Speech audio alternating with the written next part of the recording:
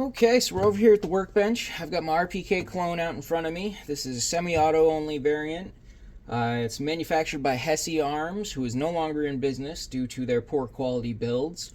And after briefly looking over this firearm, I can concur with the reviews that these are poor quality builds. RPKs are not only supposed to have a heavier and thicker barrel, they're also supposed to have a bulged receiver to help support the heavier and thicker barrel. This does not. Upon further inspection, I noticed my trigger pin isn't seated properly in here, so while I have it disassembled today, I'm going to go ahead and swap out the shepherd's hook for retaining plate, which should remedy that issue. I've got some tools laid out in front of me I think I'll need for the job. I've got two different size steel punches, one for the fire control group and one for disassembling the bolt and firing pin. I've got a pair of needle nose pliers that I might need, eye protection, some gloves, a brass and plastic hammer, and I've got this plastic pick that's going to help me get the fire control group out. So let's move forward and go ahead and make sure my weapon is clear. I have no ammunition on the table. Let's go ahead and make sure there's no ammunition in the rifle. So the first thing I'm going to do is point the weapon in a safe direction. I'm going to remove the feed source, which is an empty magazine. We're going to take the safety off in order to manipulate the action. Alright, nothing in there. Manipulate it a couple more times just to make sure. Okay. I now know my firearm is clear and safe to work on. So I'm going to go ahead and get the magazine out of the way because we're going to have a bunch of parts here. I'm going to get my eye protection on and my gloves, and we'll go ahead with the field strip and then a detail strip. So let's get started. So first thing I'm going to do, I already know my weapon's clear, I'm going to remove the cleaning rod. As you can see, that thing has lost most of its finish. I'm going to set that off to the side. I'm going to move my tools off to this side. Another handy tool for these small parts is a little bin, Tupperware container, anything to hold the parts so they're not rolling off your bench while you're working.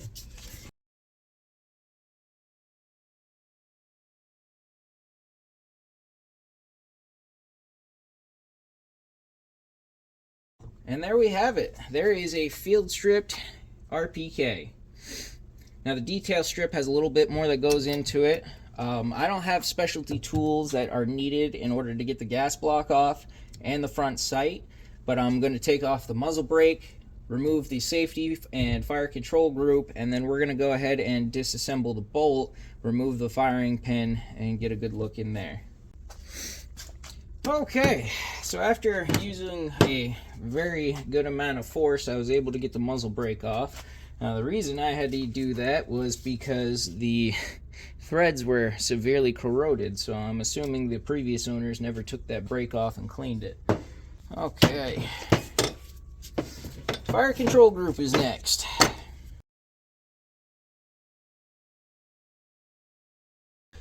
So before we take out the trigger pin and the hammer pin, there are two springs under here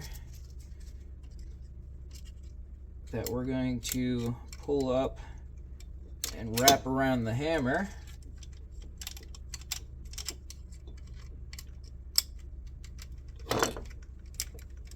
Okay, to keep them out of our way.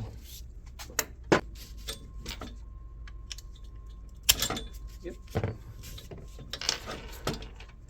There's our trigger pin right there. Actually looks like it's in pretty good shape. I'll put that off to the side.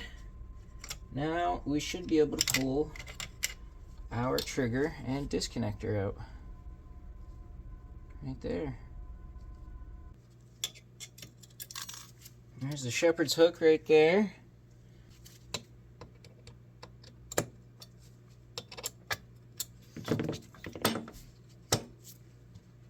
There's our hammer pin right there. Put that in a separate thing. Now careful not to get slapped by these springs. There's the hammer and hammer spring. Put that right there. Okay, so fire control group is out. Those are very poor welds in there. Wow. Yeah, poor quality build for sure. All right, let's go ahead and get a screwdriver. We're going to remove the rear stock and the pistol grip.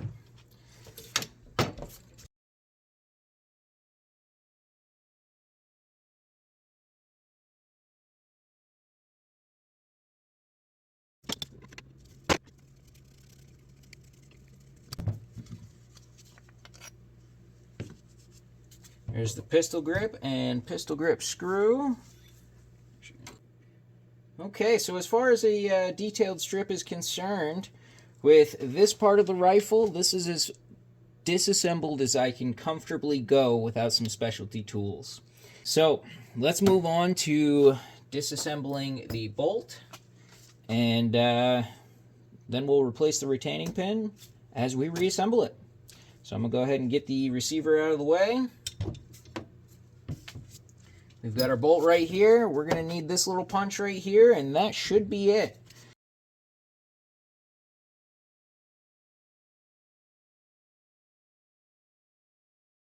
All right, so I've got my RPK clone fully disassembled and detail stripped right here.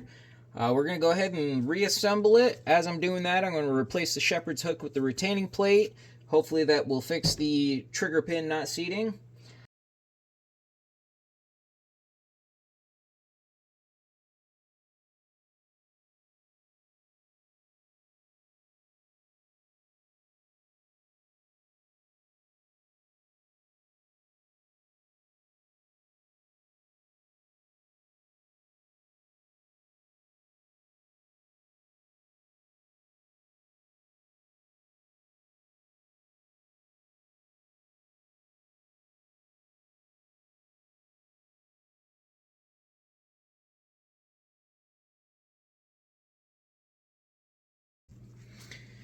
Okay, so here we have it, fully reassembled. Let's go ahead and function check it.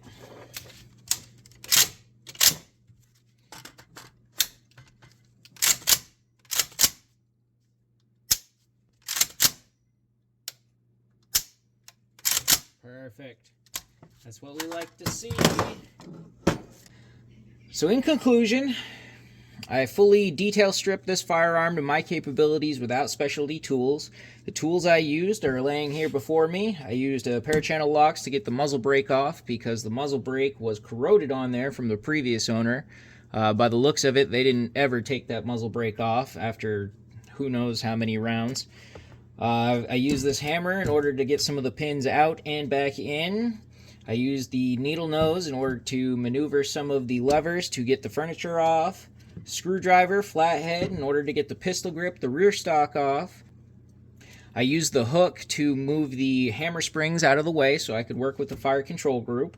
I used two different punches. This one I used to remove the trigger pin and hammer pin, and this one I used to disassemble the bolt itself and remove the firing pin.